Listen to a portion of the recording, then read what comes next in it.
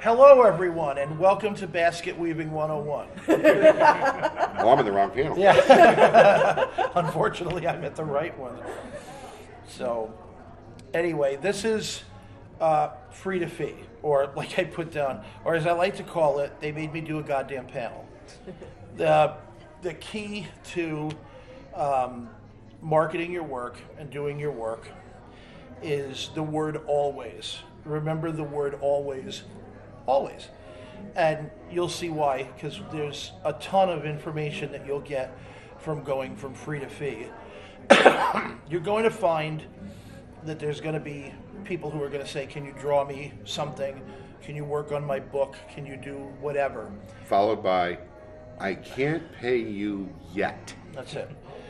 Whether there's money on the ass end of something or there's money at the beginning, it's always never going to be enough. Always. So what you're really looking at is the promise for work. I will paint your house and it'll be blue and you'll love it. And you're going to tell everyone that I painted your house and it'll get my name out there. I will be a painter, and watch, I'll never get a piece of goddamn work. And I'll be sitting there with the brush and I'll be like, I'm ready for the next house. But the thing is that getting your name out there is important when you're marketing something. But you don't market yourself, because your style, like we talked about before, your style will market you for you. So always be prepared, always. And the first and the most important thing is whenever you do work for somebody, you own your originals. So you have your original drawing. Hey, I just drew this for you, and this is going to go for your book. Thank you. I'm going to scan it, and I'm going to make a high-res scan, and I'm going to send him the files. I'm keeping the originals. He's going to use the scans for whatever he needs. He only needs them one time. Now, if he pays or makes a contract with you for the originals, then you make a scan and you keep the scan for yourself and you give him the original. The most important thing is size. Everything has to be larger than the normal size. I would do it 400 to 600 DPI. In the olden days, we were just talking about this, we would do things 1200 and higher DPI, back when the machines couldn't even go that high. There's 100 uses for your artwork after you've already produced the piece. Once the pen leaves the paper, that's not it. You're still drawing that piece. You are using that piece. That's yours. The first part of this is maintaining domain over your art. If you do a job for a client, you will always own the originals. They are yours, period. And you send the scans, arrange for them to purchase it, blah, blah, blah. I worked for a company, I won't say which one, to be fair, and they ripped me off. I did 28 pages of inks, plus a few promo pieces that they threw me. And I inked them up. The artist was a new guy, very good, like extremely good. And I inked it. So I have 28 pages of originals. I have a script. I have promo art. I have all kinds of stuff.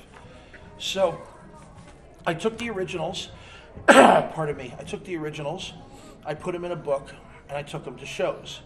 $50, $75 a page. Took them on eBay, put them up for $20, $25 to start. They'd go up to $40, $50, $60. I sold all of them. Every single one. I have none left. I don't care what people... I'm not like a lot of people. I believe that the fans should have stuff in their hands. This is how we make an industry.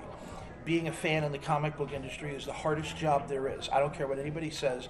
You know, if you take your $5 of hard-earned money and you don't buy anything from liquor to tampons and you decide to buy my comic book, I'm flattered. So that keeps me in business. So I sold all the originals, hundreds of dollars. I took 2 pages that I had, I made them into prints, color prints. I've been selling them. The work basically is mine. It was not licensed work. It was not based on something. It was generic. It was general. It's mine. Plain and simple. And I've been making money off of it since. I made more money selling the originals and the prints and marketing around that I worked on the book and putting the hashtag blah blah blah after everything I do than I would have made if I did the job twice over. Now, that's a really important thing. If you're doing something generic, I did a card set for a company called Cult Stuff in the UK. It was all Civil War stuff. I drew some generals on horseback. I drew some guy, like sitting like this with his rifle, the whole thing, blah, blah, blah. I don't know what the hell I'm fighting for. And on and on and on. And I blew them up into prints. Put one on a t-shirt, sold a couple of them. It's generic. Who owns that soldier? It's not copyright Soldier Boy 2012, blah, blah, blah. Same thing with historical figures. I did the same thing. This part is what, like I had put down, something I like to call supplemental printings, otherwise known as I stayed up all night watching TV in the hotel, and this is the best that I could have come up with. But in most cases, you have general purpose ideas and general applications for everything that you do, 100%. He has beautiful panels of artwork, and he did a book. You did the Wraith. Yeah. And the Wraith is a Batman style character that's in Australia. It has a medium popularity to it. Now, let's say on the street, describe a street panel. One of the ones that you did, what was it, that one where he was in the subway? Yeah, just, it was three people that they were trying to reclaim some treasure that was buried in an old subway that had been closed down around World War II.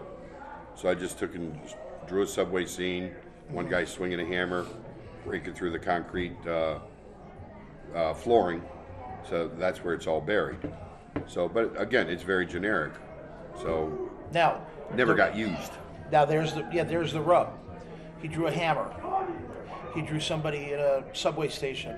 There's posters on the wall. There's a garbage can. There's I don't know, some writing on the wall like graffiti. There's a park bench there.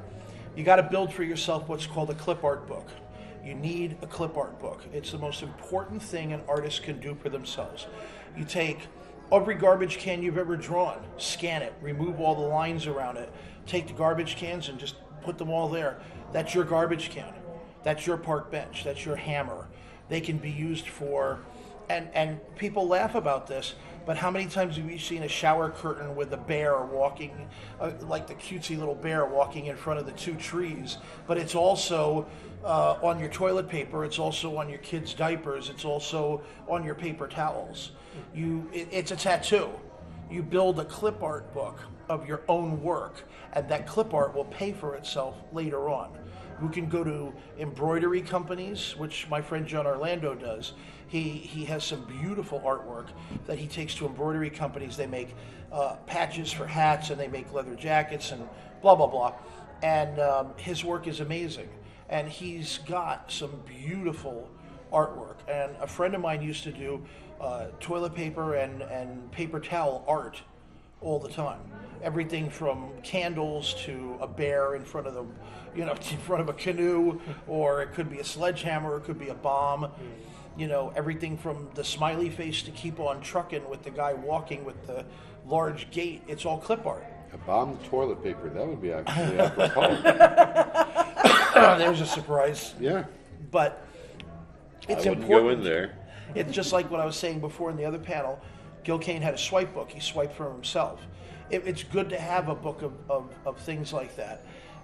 You might have liked the way you shaded something. You might have liked the way you looped around. Or somebody might turn around. I have a friend online, I can't say what company, they come up every week and they say, we need artists to draw a dragon. Send me all your dragon pictures, and whatever the client likes, you can, we'll contact you. So you go to your clip art book, and you got anything to do with dragons or dinosaurs or blah, blah, send it in. The clip art really helps you because you can use it for a million things. I have my Mac in Trouble comic book downstairs in the room. I had an original artist draw a bunch of panel newspaper strips. Now, I printed all of those. They've appeared in like minor league baseball programs. They've appeared in newspapers. Some of them have been in the comics, etc. You have to consider your work modular. Think about taking a chessboard, 12 by 12, turning it on its side. You pull a box out from the bottom, you put it on top. It fits. Guess what? It's still 12 by 12. Take out a few from the middle, stagger them all around. It fits. Guess what? It's 12 by 12. You got to learn to pull one piece out, put one piece in. It's like Legos. It fits together or it never fits. So you take this modular piece. I go ahead and I take Mac, and I love this one pose that is in one panel. It's just this one stray thing where he's like this, and it's cute because it's a cat and blah, blah, blah. I crop it out. It's been used for a t-shirt. It's been used for a trading card. I merge it with another piece of art from another panel and make a whole new strip. It's modular. I can do anything I want with any piece that I want. I'll go to my clip art library. I'll find someone slipping on a banana. I'll pull the guy out. I'll put the cat on top of the banana. Guess what? Max slipped on a banana. And it's not the part about not drawing it or whatever, but it's keeping the style, keeping the theme, and being able to work with it. That's the advertising way. That's a 50s, 60s Mad Men type advertising way to do things. And it's important. It really is. You're drawing a piece right now for that one comic. Yeah. He's got a piece down there that's beautiful. If you haven't seen it, go down. I won't say which one unless he wants to, but it's drawn really well. You went online and you referenced what the name was. Yeah, the name of the character. I said, well, what would that look like, you know? Because it's an astronomical body. And I said, what does that look like? So again, like I was saying earlier about reference, I just went in, put the word in, brought it up, images of. Oh, okay, cool. That'd look nice as a background. So normally, like what Rusty's talking about, if I had the time for it, I would just draw that background and be able to use it again and again and again and again. So, but I just don't have the time for that right now, so I'm actually putting it in to the art piece. But who knows, 6 months from now I might go, you know what, I'm going to redraw that same background and then just be able to use it again. Especially if you're doing stuff like space, you know, spaceships and, you know, star fields and everything like that. Take the time, just draw some out, and like Rusty's saying, make it clip art. And then that way the next time you go, oh, somebody asked me to do a space piece, they want a unicorn flying across the universe. You don't have to draw it again, you've already got it. I've got the background, now you just draw the unicorn, slap that on, here you go. Yeah, and like I have here, there are public domain applications to your work. The clip art library is going to be your best friend, and it's not something that... Keep all your scans. Yeah. When you scan something, as much as I might, oh wow, my computer's getting clogged up and I got to put it onto a disk or a flash drive or something. Keep all your scans. Yes. Because if you're not, you're going to be like me, going back to somebody going, hey, you know that high-res piece that you colored for me 3 years ago? Do you still have a copy of that you can send it to me?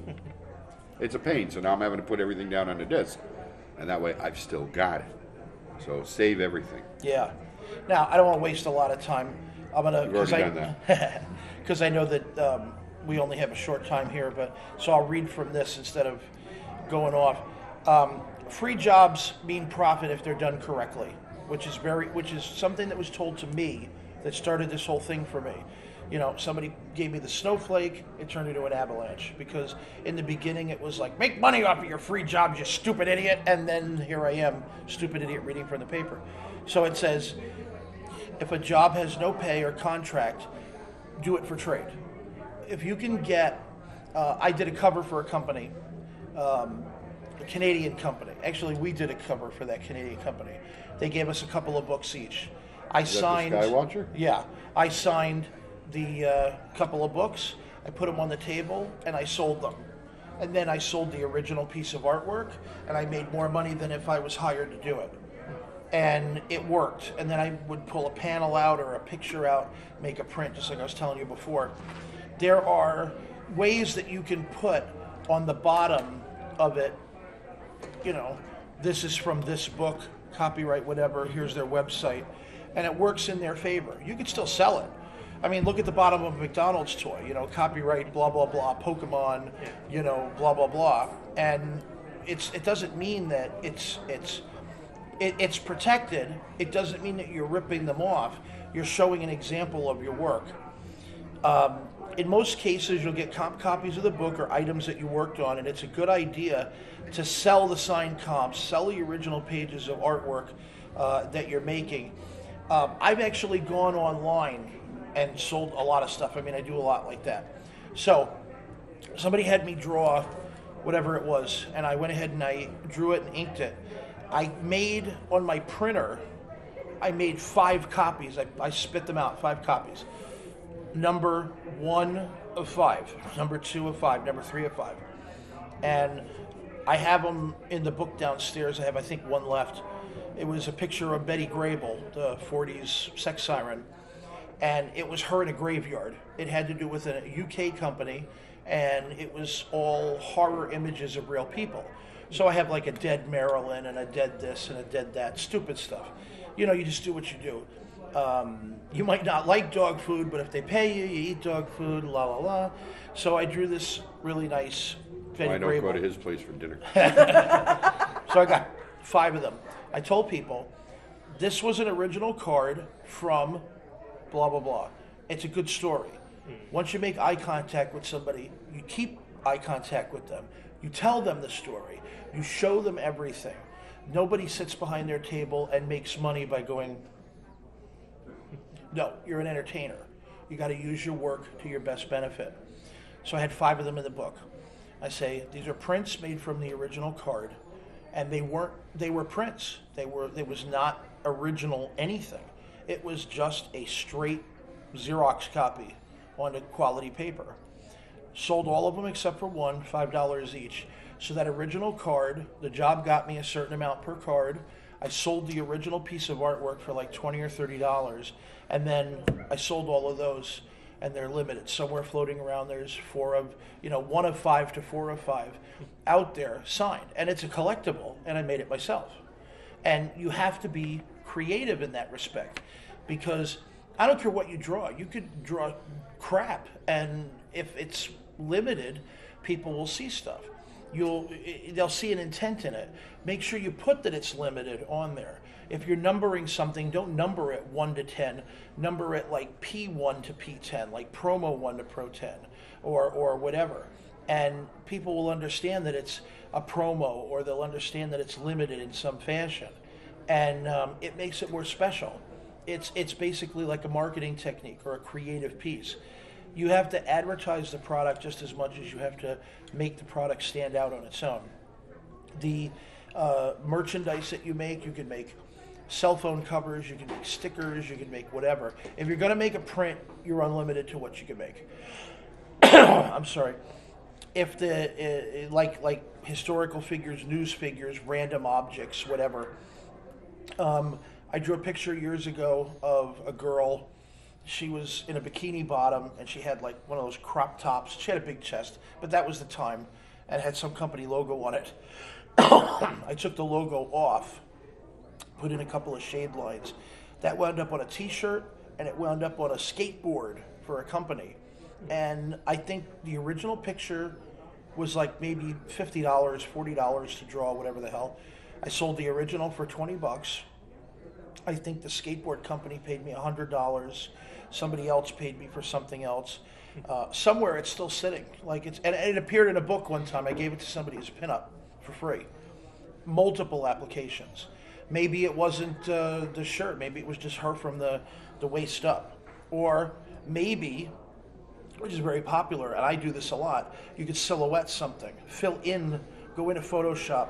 You get your picture, do the marching ants around it, invert it, fill it with black or whatever color, make a silhouette of it. You're almost making a new piece of artwork.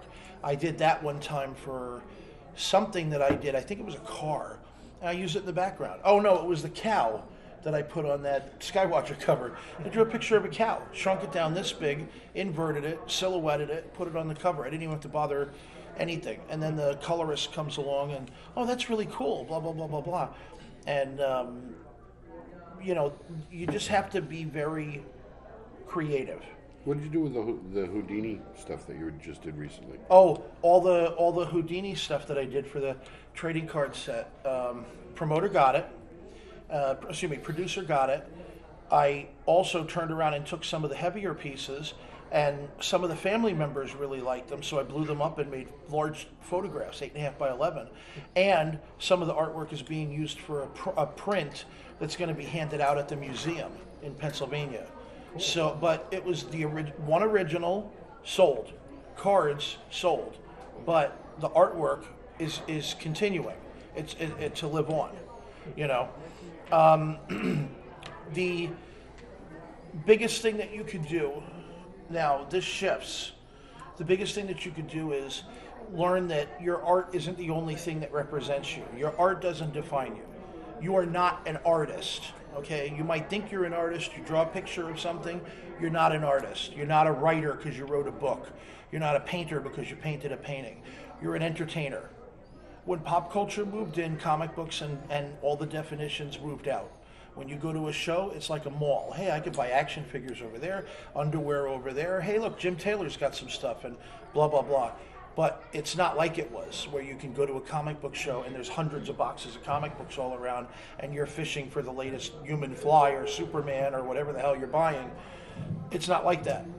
Pop culture, cosplay, the Doctor Who, the fan stuff, they all drove out the definitions. You are not an artist. Anime, yeah. You're an entertainer. So when you entertain, you're at your table, talk to people. It goes right back to the eye contact and whatever. When I go to shows, you use these tips or not, I take a trading card, I make them up for shows. I sign them, put my artwork on the front, descriptions on the back, make deals with my printer, whatever it is that I want to do. I'll sign them.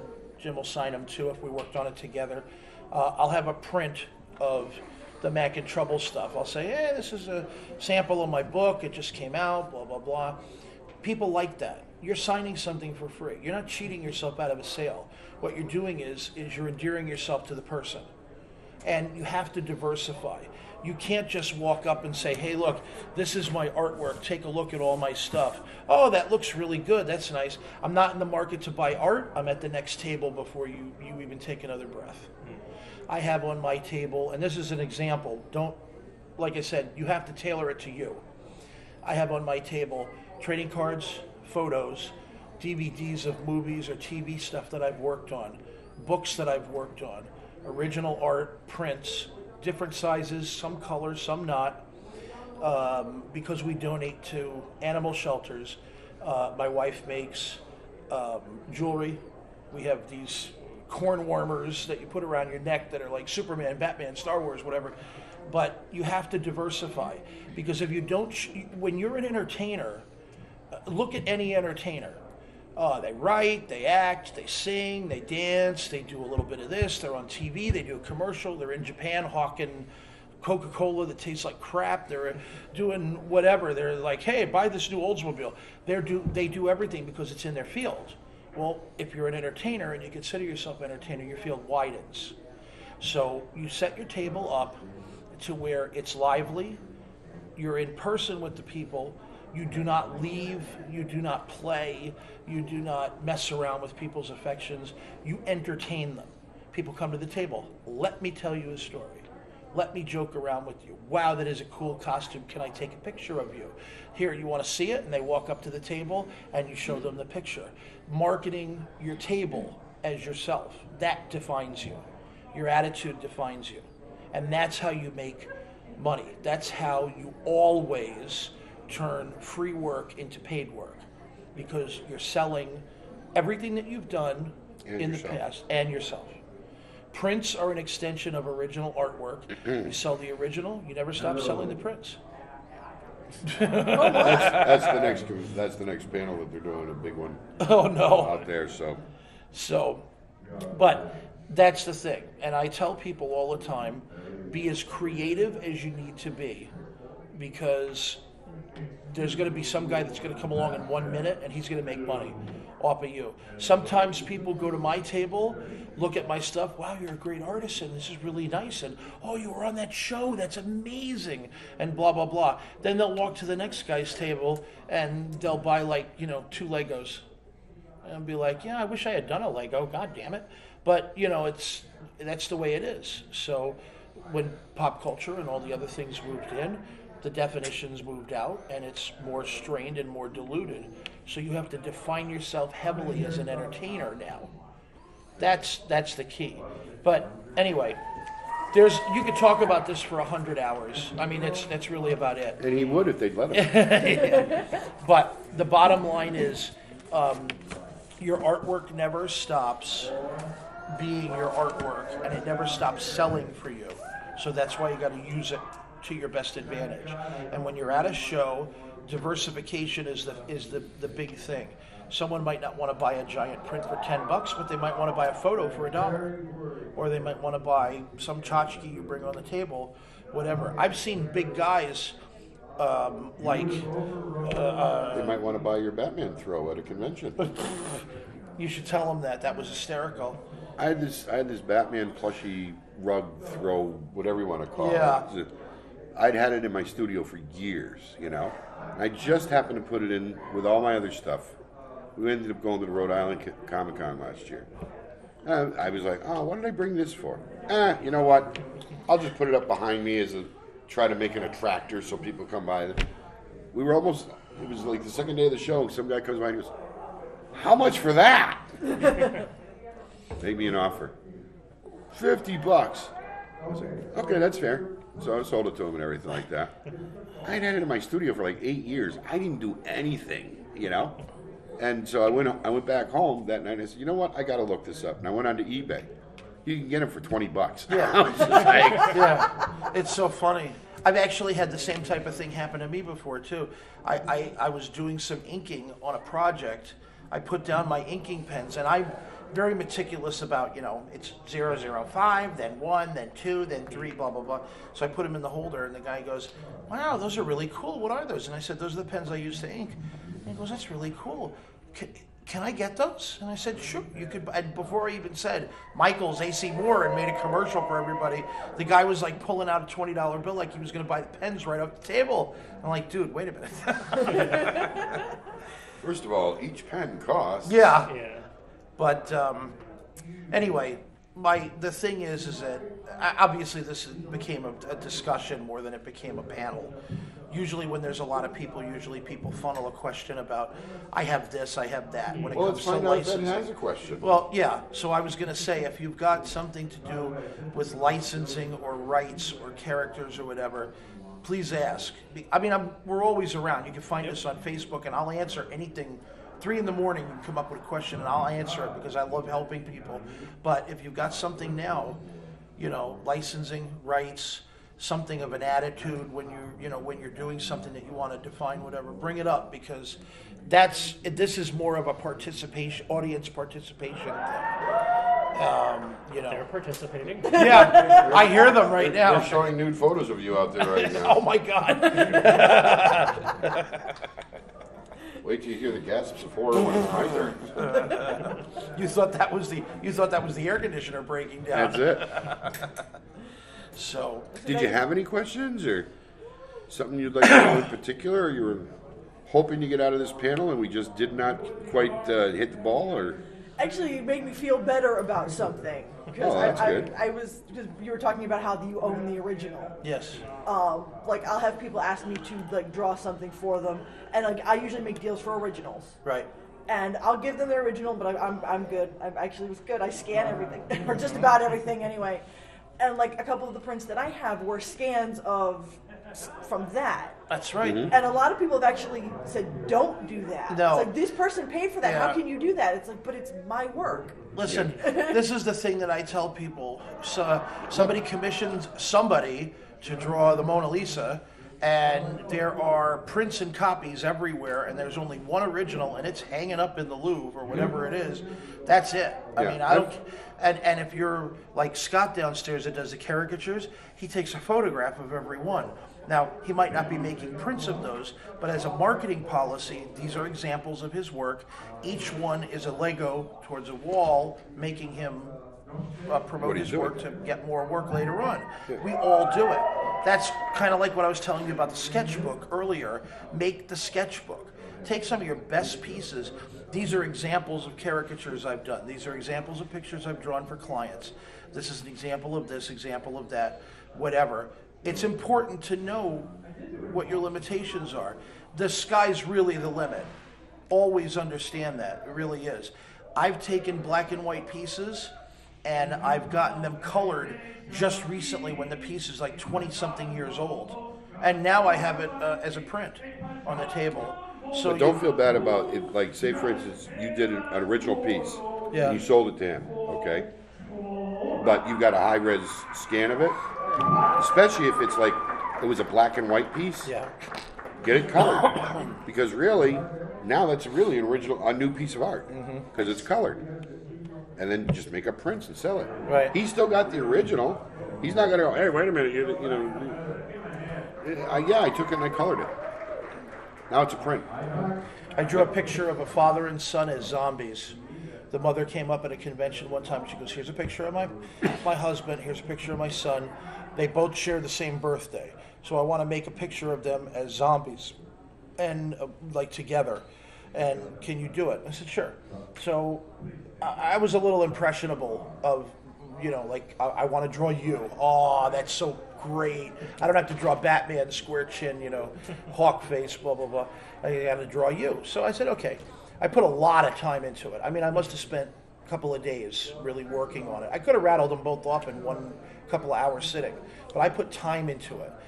And I made these really nice pieces, and I took some colored pencils and I embellished it and whatever, and gave her a picture of the husband and the son. So she gave it to them as presents, and she goes, "Are you going to make prints of these?" And I was like, I don't know. I mean, they look like nobodies. They look like a nobody. Like, it's not like I'm drawing Norman Reedus and blah, blah, blah. They look like nobodies. She goes, I hope you do. That would be so cool. And I'm like, oh, okay. I never did make prints of them because it just didn't, I mean, it's nobody, it's, who's that guy? But if Alec Guinness, I mean. But if there's a future thing where you need zombies. That's what I'm saying. Wouldn't that something be like qualified Like for the a clip sketchbook? art. Yeah. Interchangeable heads, interchangeable ears, Yep. blah, blah, blah, blah, blah. The little boy had an arrow in his head, like comic arrow in his head, and the guy had missing teeth, and part of his mouth was missing, and he had an ear coming like dangling, blah, blah, blah. So, but I'm just saying, in the future, we need a zombie piece. He's already got a good start on it right there. Yeah. No, because this implies digital to me. I don't do anything digital. I don't. as You know far as what? drawing goes. I'll be very honest with you. You don't have to do digital. I just got done doing a piece for this show, and if you go downstairs, they're doing like a Chinese auction where they put the tickets in the bags. I was wondering what that was. In the middle, there's a I thought they were cover. auctioning off actual Chinese. And there's a cover in the middle. It's a fall cover. I made it look like it was a real comic book cover, and I drew in everything. Now, JG was here, the Klingon, and I didn't know that Tim was going to be here too, because it wasn't up on the site when I first started. And he's, the utility actor that played different characters for, different shows of Star Trek. So I said I had taken the Enterprise and the Bird of Prey that I drew, and I drew his head on another piece of paper, used an X-Acto, cut it, and pasted it right up on the original and covered the Bird of Prey and the Enterprise. And I said, well, there it is. I was drawing Heather Hunsel, the writer, Yep. and she's really pretty, and I was not getting her eyes at all. So what I did was I took another piece of paper, Cut out her eyes and actually stuck them right there. stapled, drew like 5 sets of eyes, found the 2 that I really liked, cut them out with the X-Acto, pasted it up. I've done a lot of paste up over the years. I worked for a newspaper in California where we did a lot of paste up. We would literally put stuff through the waxer. It would wax the back. We would heat the boards, and we would put the wax thing on there, and it would dry. And then they would shoot the impressions before everything went digital. So you don't have to be a digital mechanic to be an artist. I don't like digital work. I don't care for it because I think that it's not organic. I like the idea of a color being a real color. I like the idea of, how hard you press or how soft you do something, or that's organic to me. That's the way you make something. But I don't care for the digital stuff. But you have to embrace it because it's where we're headed. You don't have to be some digital superstar. It's better to know how to draw a face than it is to how to plot one, CGI style and CAD and whatever. Well, it depends on what field you're going into. That's true. That's true. You know, I use Photoshop. If you want to go into digital animation and make right. Toy Story type movies and Right. everything, Yeah. absolutely, you're going to have to. But I use Photoshop. I use it to plot stuff, remove little things from the scan, and obviously make the scan and blah blah blah. I've never done a digital piece, ever. Everything has always been by hand, and I started in the 70s, so I could have very easily done digital stuff when it came up. I was at the right age to learn it and be at the forefront and start at day one and move on, and you were too, and just. I never picked it up. Just never thought it was important enough. I was just too cheap to buy the programs. Well, there's that. Because I mean, that's one of the big things. Like I've noticed, like it's the digital art.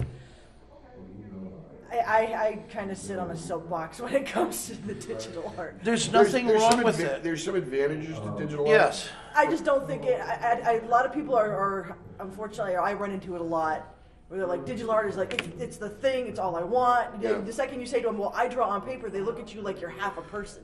I did a job where they turned they around. look at you like you're a Neanderthal. Yeah, it's like, like get with it. I'm like, but Yep. I'm sitting there thinking, it's like, but what happens to whatever happens? You need the room. No. Okay. I did a job where they said, do you ink? And I said, yeah. So they looked at my stuff and they said, this is really good. What program do you use? And I told them, I said, hand to eye 101, fuck you. And he goes, okay, I think I have that for the PC. And he really thought that I digitally inked. What program do you use? Let's see, Gilligan's Island I was watching when I did that one. The Monsters. The professor gave me a coconut inker. But I was watching Dragnet when I did this one. What program? What are you talking about? I've actually had people pencil digitally and come to me and say ink it by hand because they don't want to digitally ink it. They wanted an organic look, and I enjoy that. I get into hassles with him. He has a good friend that's an inker also, and his style is different than mine. I prefer the more thin-lined retro style to allow the pencilers. Original pencils to shine through, a little bit of my own style. I don't care if people recognize my work. I'm an entertainer. I do the work. I don't care if I'm third zombie from the left or the guy on the ledge, whatever part I play in the production, I'm happy to produce. So I do it, and then I aid the colorist with notes. His other inker does beautiful line work, thick and thin, blah, blah, blah. And it's more for black and white and less for color. So that's the thing. So when the guy turns around and he goes, I just penciled this digitally, I'm like, you picked up the keyboard and blah, blah, blah? No, I have a program. Oh, okay. I'm an inker. Oh, you took a digital inker. You took the mouse and dipped it in ink and whatever, blah, blah, blah. No, I have a program. I ink digitally. I said, there's ink on your monitor? And I might go back and I kill them. It's like the argument with vegetarians and vegans, what's your favorite sport? I like baseball. Oh, you mean that one where they kill the horses to make the ball and they kill the cows to make the shoes and all this other stuff and all that grazing land that the cows can't eat now and hot dogs and blah, blah, blah. And they're like, jerk. But it's a matter of style and taste. And that's, like I was saying before, that's the representation that you always have to have. You got to remember that word because that will bring you back home. That word will bring you back home with everything that you do. It will always bring you back. But if you have an interest in digital work, yes, some people do. Yeah. And there's Absolutely, nothing wrong with it. There's at nothing all. wrong with it. No. But it's almost like you'll find different artists in any trade. Yes. That'll go, I like to do it this way. I prefer to do it old school, or I prefer to do it new style. Or, there's probably recording artists out there that still like to put their stuff down on magnetic tape instead of all digital. Right. It's personal preference. Hey, the original comic books from Golden Age all the way down, the coloring was watercolors. They used to watercolor right on the same boards that they penciled and inked on. They would take copies or Veloxes at the time, and they would do like rough colors with markers and say this is number 400 and put it to the line, and then the colorist would whatever. Now digital coloring, click it, drop the paint bucket, it's red, go back in, do like our colorist does, blah blah blah blah blah. You know, there's nothing wrong with it. It's a different style. I have done watercolors, and I moved on to colored pencils because I really like them. I've actually used a Crayola crayon on a professional job, and they liked it because it was a sharper, like deeper looking red. But I mean, if digital work interests you, Yes. definitely go into it. Look into it. Don't ever be so adverse like, oh, I would never try.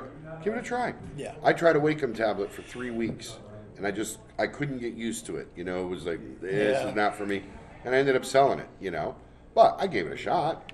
It wasn't even the hand-to-eye coordination. When I started using my tablet, I was like, I wasn't like getting, like, I drew a box. Oh my God, there it is. Then I did shading. Oh, there it is. You know, it was like I was playing a video game. I just wasn't getting it. Then after a while, I'd be like, look, I'm drawing boobies. There they are. There it is. But that's the thing. But this is all off the subject. Back on to end up the other part, make sure that you always keep a lock on your work, and you're always representing yourself with your material. If something is public domain or generic, like I said, like the Civil War soldier or whatever, nobody owns it. Nobody. They own it. They might have secondary rights because they're going to do a reprint of it, or they're going to go back in and do a second printing or a third printing. Yep. But you own the original, and it's yours to do whatever you want. Now, if you sign a contract, which is the last thing I wanted to tell you, and it says you're not allowed to use this, not allowed to use that, blah, blah, blah, that might be true. But changing the image, changing the setting that it's in, coloring a black and white, removing the coloring and making a black and white from the color version, blah, blah, blah, which is why I scan it in stages, is important. And you can do that. You're not going to get in trouble for doing a sketch card, let's say for a large company like Upper Deck. I drew this beautiful Captain America, and I want to make a shirt out of it. Well, you can make one, it's for you. No, I can make 100, or I can make one, or I can make 10, because they're examples of my work. And if the contract says I'm not allowed to show it or make it whatever, well, okay, I'm not making a card. Well, I mean, This is my work. That's like the shirts that I had done up. Mm-hmm. It's a Batman image that Rusty and I had worked on together, classic style. But to make sure nobody got upset about it and thought I was trying to sell Batman-related merchandise, like from DC, it says, I love Jim Taylor's artwork. Yeah. Now it's just, it happens to be Batman, but it's my artwork. Now, you know? I gotta say one thing. You're recording it, and I want to make sure for your recording that it's accurate. Nobody's trying to rip off anybody. It might sound like it. It's actually not. This is a gray area that's been going on in comics, advertising, and video games for many years, and for years to come it will go on. Believe me when I tell you that I would have total respect for every single company, Marvel, DC, Image, protecting their characters from Deadpool to Little Orphan Annie. When people ask me to draw something, I draw it for them because I'm an entertainer. You know, it's the same thing as, you know, violin player in the subway, all the way up to Bob Hope telling jokes on stage, or whatever. A little under the stage now. But the thing is that I provide I don't want to say provide a service. That sounds like I'm a plumber or something, but I provide a source of entertainment. I'm not looking to make money off of Batman. I'm looking to make money off of my work. If I had there's an artist that has a beautiful picture of Batman, better than mine. I mean, and I always teach that there's no such thing as a piece of artwork that's better. It's a piece of artwork that's different. And I've taught that to students for years. Mm-hmm. It's not better. But I will say that there is artwork that is completely better than mine. I am completely grounded. If I'm no good, I will throw something in the garbage and move on. But better than mine. Why don't I sell his? Why don't I sell his picture instead of mine? I'm marketing myself. I don't care what it is. It could be dog shit with a bow on it, and if it's dog shit, it's not going to look any better with that bow on it. It's going to look odd, but that's it. So I'm not going to turn around and sell somebody else's stuff.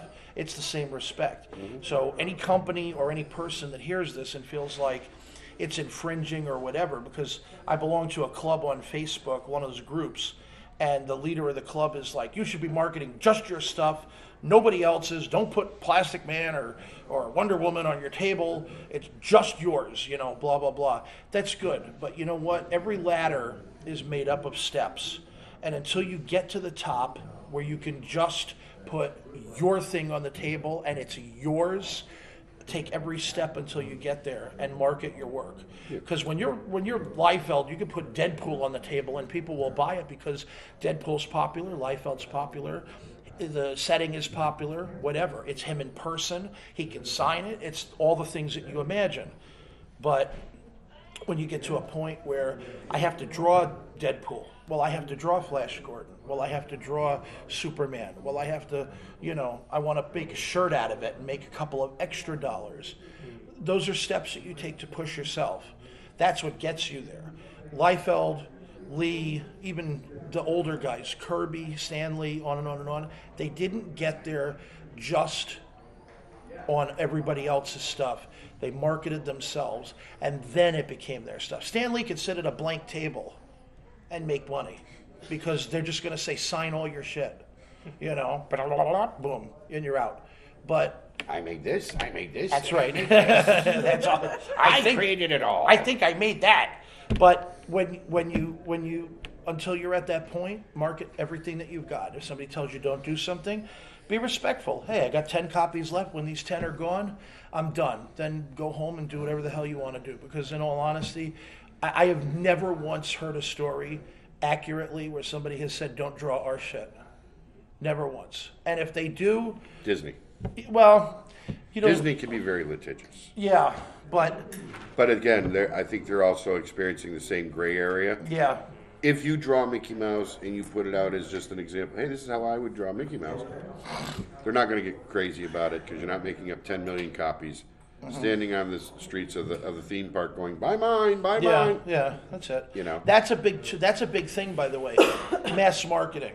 Go online and look up mass marketing, because there are some people that say if you make 100, you're mass marketing.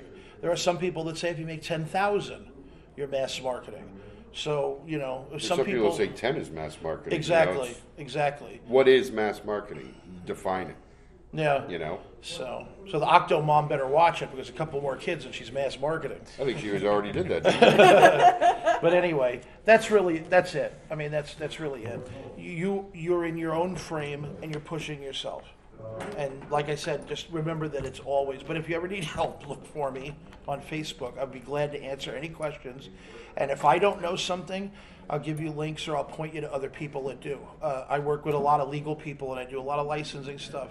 So it's very easy to find somebody that will help, So. Well, we'd like to thank you for coming to the panel. Thank you for running. We'd like to thank you for being the We'd like to panel. thank you all for coming down. And I took them to shows. $50, $75 a page. Took them on eBay, put them up for $20, $25 to start, then go up to $40, $50, $60. I sold all of them. Every single one. I have none left. I don't care what people... I'm not like a lot of people. I believe that the fans should have stuff in their hands. This is how we make an industry. Being a fan in the comic book industry is the hardest job there is. I don't care what anybody says. If you take your $5 of hard-earned money and you don't buy anything from liquor to tampons and you decide to buy my comic book, I'm flattered. So that keeps me in business. So I sold all the originals, hundreds of dollars. I took 2 pages that I had, I made them into prints, color prints. I've been selling them. The work basically is mine. It was not licensed work. It was not based on something. It was generic. It was general. It's mine. Plain and simple. And I've been making money off of it since. I made more money selling the originals and the prints and marketing around that I worked on the book and putting the hashtag blah, blah, blah after everything I do than I would have made if I did the job twice over. Now, that's a really important thing. If you're doing something generic, I did a card set for a company called Cult Stuff in the UK. It was all Civil War stuff. I drew some generals on horseback. I drew some guy, like sitting like this with his rifle, the whole thing, blah, blah, blah. I don't know what the hell I'm fighting for. And on and on and on. Hello, everyone, and welcome to Basket Weaving 101. Well, I'm in the wrong panel. Yeah. Unfortunately, I'm at the right one. So, anyway, this is free to fee, or like I put down, or as I like to call it, they made me do a goddamn panel. The key to marketing your work and doing your work is the word always. Remember the word always, always. And you'll see why, because there's a ton of information that you'll get from going from free to fee. You're going to find that there's going to be people who are going to say, can you draw me something? Can you work on my book? Can you do whatever? Followed by, I can't pay you yet. That's it. Whether there's money on the ass end of something or there's money at the beginning, it's always never going to be enough. Always. So what you're really looking at is the promise for work. I will paint your house and it'll be blue and you'll love it. And you're going to tell everyone that I painted your house, and it'll get my name out there. I will be a painter. And watch, I'll never get a piece of goddamn work. And I'll be sitting there with the brush, and I'll be like, I'm ready for the next house. But the thing is that getting your name out there is important when you're marketing something. But you don't market yourself, because your style, like we talked about before, your style will market you for you. So always be prepared, always. And the first and the most important thing is whenever you do work for somebody, you own your originals. So you have your original drawing. Hey, I just drew this for you, and this is going to go for you. And I blew them up into prints. Put one on a T-shirt. Sold a couple of them. It's generic. Who owns that soldier? It's not copyright Soldier Boy 2012. Blah blah blah. Same thing with historical figures. I did the same thing. This part is what, like I had put down, something I like to call supplemental printings, otherwise known as I stayed up all night watching TV in the hotel, and this is the best that I could have come up with. But in most cases, you have general purpose ideas and general applications for everything that you do, 100%. He has beautiful panels of artwork. And he did a book. You did the Wraith. Yeah. And the Wraith is a Batman style character that's in Australia. It has a medium popularity to it. Now let's say on the street, describe a street panel. One of the ones that you did. What was it? That one where he was in the subway. Yeah. Just it was three people that they were trying to reclaim some treasure that was buried in an old subway that had been closed down around World War II. So I just took and drew a subway scene, one guy swinging a hammer, breaking through the concrete flooring. So that's where it's all buried. So, but again, it's very generic. So now never got used. Now there's the rub. He drew a hammer. He drew somebody in a subway station. There's posters on the wall. There's a garbage can. There's some writing on the wall like graffiti. There's a park bench there. You got to build for yourself what's called a clip art book. You need a clip art book. It's the most important thing an artist can do for themselves. You take every garbage can you've ever drawn, scan it, remove all the lines around it, take the garbage cans and just put them all there. That's your garbage can. That's your park bench. That's your hammer. They can be used for... And people laugh about this, but how many times have you seen a shower curtain with a bear walking, like the cutesy little bear walking in front of the two trees? But it's also on your toilet paper, it's also on your kids' diapers, it's also on your paper towels. It's a tattoo.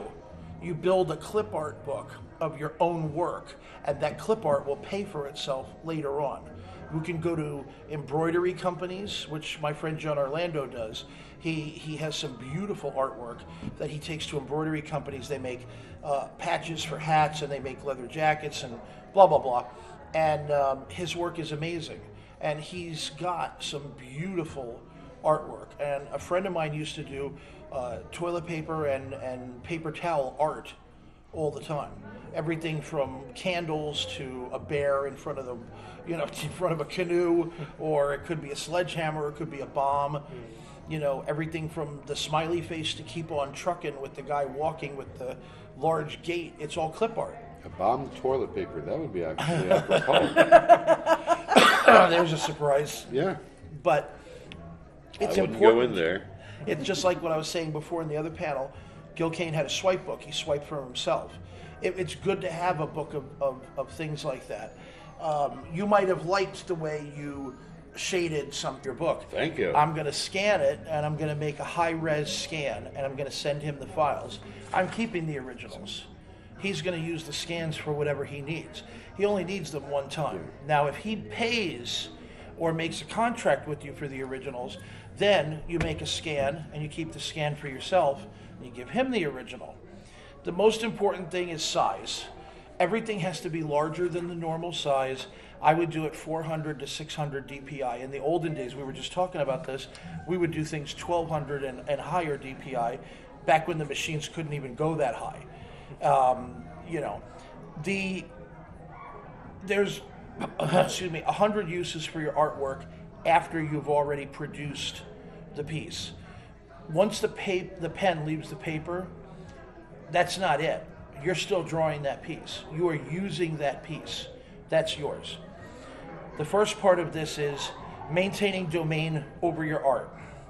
If you do a job for a client, you will always own the originals. They are yours, period. And you send the scans, arrange for them to purchase it, blah, blah, blah. I worked for a company, I won't say which one, to be fair, and they ripped me off. I did 28 pages of inks plus a few promo pieces that they threw me. And I inked them up. The artist was a new guy, very good, like extremely good. And I inked it. So I have 28 pages of originals. I have a script. I have promo art. I have all kinds of stuff. So I took the originals, pardon me, I took the originals, I put them in a book.